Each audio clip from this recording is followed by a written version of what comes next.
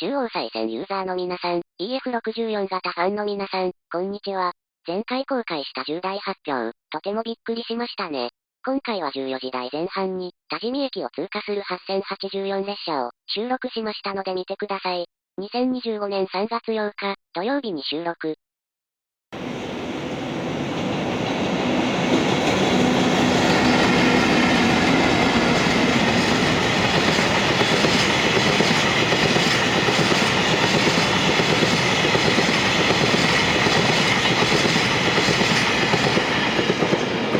今まで当たり前のように見れていた EF64 型10連総括運用の後、1週間未満で見れなくなりますね。ついにその時が来たのかと改めて感じました。2025年3月15日ダイヤ改正以降、8084列車と8081列車は EH200 型ブルーサンダー高崎に置き換えられるんでしたね。そうですね。そして、1週間後の3月15日土曜日、8084列車をまた撮影しました。牽引機は1046号機と1049号機に変わっていますね。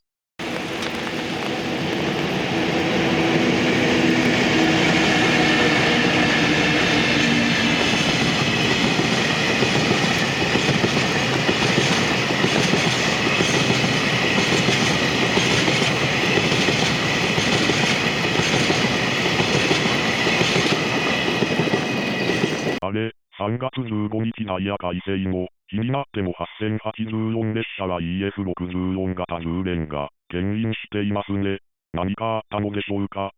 実はですね、この日の時点で EH200 型ブルーサンダー高崎の関東から稲沢への送り込みがまだされていないので、EF64 型が10連で牽引されていたのです。まあ、EH200 型ブルーサンダー高崎に変更されていないだけでもありがたいですね。最後の EF64 型の10連を撮影できたから、僕はそれで満足しました。EH200 型ブルーサンダー高崎が稲沢に送り込まれ次第、EF64 型10連総括運用は消滅するものと思われます。EH200 型ブルーサンダー高崎は中央東線運用の後に4日間中央再線運用をした後中央東線運用に戻るダイヤに変更されました。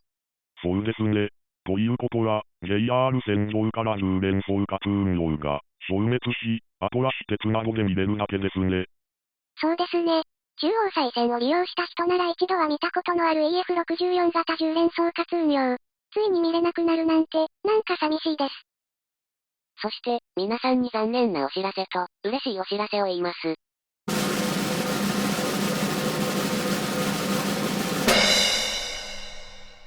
EF510 型富山の名古屋地区運用の内容が変更されました。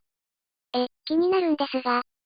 EF64 型唯一のオーブ運用だった1550列車と1551列車が EF510 型富山の運用に変更されました。そうなんだ。知らなかった。ということは、EF510 型富山の赤穂機運用が消滅しました。EF510 型牽引の笠寺貨物1552列車と1553列車は、そのままですが11時台の運用に変更されました。赤穂機運用は1日3本あり、3本すべてが EF210 型桃太郎吹田に変更されました。マジで岐阜県内で日中に撮影できる EF510 型富山全滅しちゃったの？2022年度は多治見と大垣で撮影することができたのに？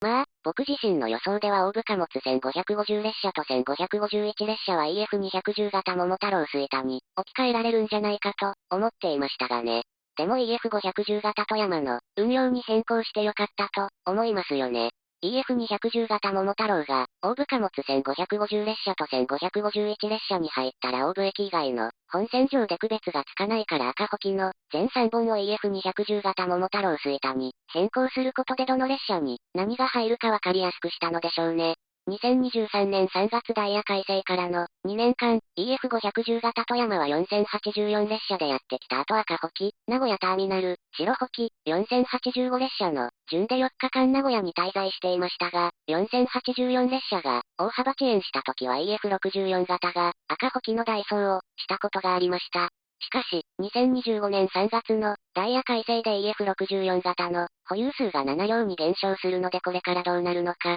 気になっていました。結果、赤穂機を EF210 型桃太郎吹田に統一し、EF510 型富山を、大部貨物1550列車と1551列車に、入れることにしました。2025年3月ダイヤ改正からの EF510 型富山は4084列車、笠寺貨物1552列車と1553列車、大部貨物1550列車と1551列車、名古屋貨物ターミナル、白保木4085列車の順で4日間の滞在に変更されました。ということは、岐阜県内の日中の運用は、亡くなったけど名鉄堀田駅付近の鉄橋で、EF510 型富山が、見れる本数は3両で、変わりないということですね。そうですね。2023年3月ダイヤ改正からの2年間は6時台に白保木、10時45分頃に赤保木、12時30分頃に1552列車笠寺貨物が鉄橋を通過していましたが、今年のダイヤ改正からは6時台に白保木、9時台に大部貨物1550列車、11時台に1552列車笠寺貨物が鉄橋を通過することになりますね。これからも EF510 型富山が、名鉄堀田駅付近の鉄橋で、撮影できるから安心しました。皆さんも EH200 型ブルーサンダー高崎と EF510 型富山を名古屋地区で見たい方は時刻に注意しながら楽しんでみてください。今回はここまでです。